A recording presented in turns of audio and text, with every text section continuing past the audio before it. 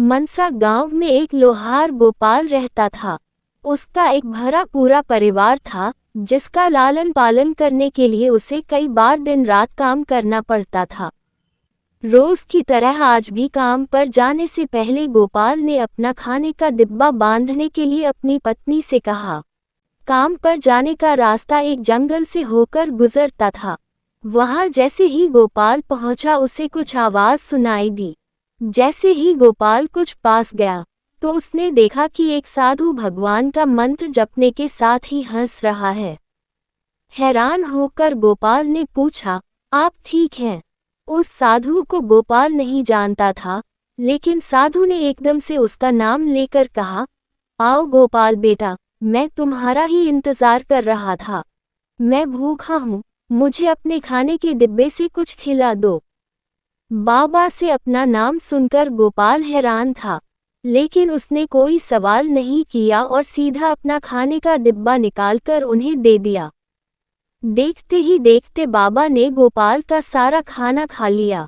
उसके बाद उस साधु ने कहा, बेटा मैं तो सारा खाना खा गया, अब तुम क्या खाओगे?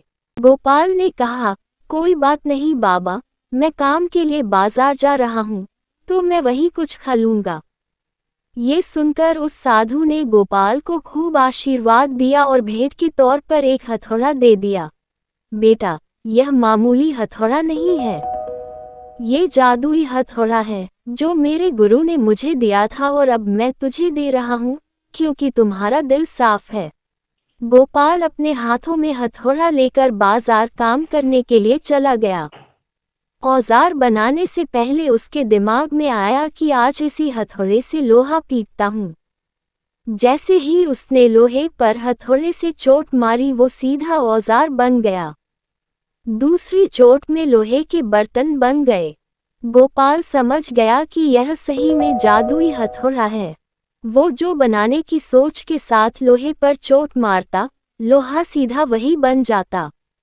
जादुई हथौड़े की वजह से गोपाल का काम जल्दी खत्म हो गया और वो अपने साथ ही उस जादुई हथौड़े को घर ले गया।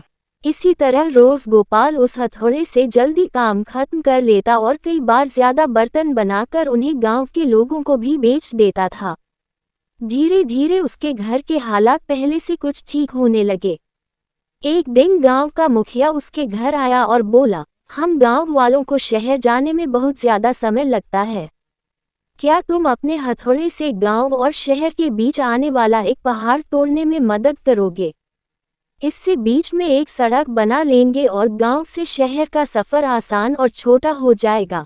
मुखिया की बात सुनकर रामगोपाल ने उस जादुई हथौड़े से उस पहाड़ को तोड़ दिया। मुखिया और गांव के लोग बहुत खुश हुए और उसे खूब शाबाशी दी।